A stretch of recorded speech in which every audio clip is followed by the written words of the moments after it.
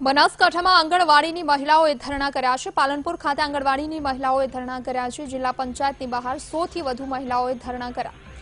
વર્ગ 3-4 હેઠળ ગણતરી કરવા અને કાયમી કરવાની માંગ કરવામાં આવી છે। આ ઉપરાંત વય નિવૃત્તિ પછી વેતનના 50% પેન્શન આપવાની માંગ કરવામાં આવી છે। ત્યારે શાળાના શિક્ષકોની જેમ આંગણવાડીઓમાં પણ વેકેશનનો લાભ મળે તેની માંગ કરવામાં આવી છે।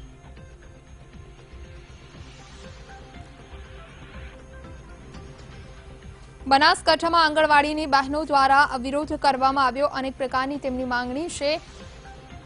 ત્યારે બનાસકાંઠામાં આંગણવાડી બહેનોએ ધરણા કર્યા હતા। પાલનપુર ખાતે આંગણવાડીની બહેનો દ્વારા ધરણા કરવામાં આવ્યા હોવાના સમાચાર મળી રહ્યા છે। જિલ્લા પંચાયત બહાર 100 થી વધુ મહિલાઓએ ધરણા કરી પોતાનો વિરોધ નોંધાવ્યો હતો।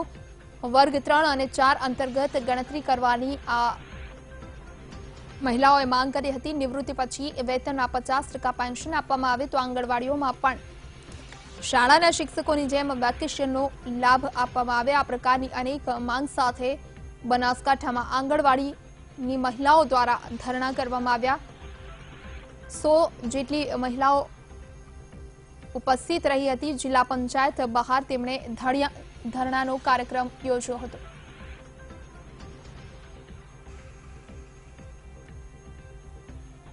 વધુ માહિતી સાથે સંવાદદાતા મોગજી ફોન લાઈન પર જોડાઈ ગયા છે। મોગજી, બનાસકાંઠામાં આજે આંગણવાડીની બહેનોએ ધરણા કર્યા, શું માંગ છે તેમની? મનીષા જણાવ્યું કે જે રીતના ઓગણવાડી મહિલાનો મામલો છે એ ઓગણવાડી મહિલાઓ આજે જિલ્લા પંચાયત બહાર ધરણા ઉપર બેઠી હતી।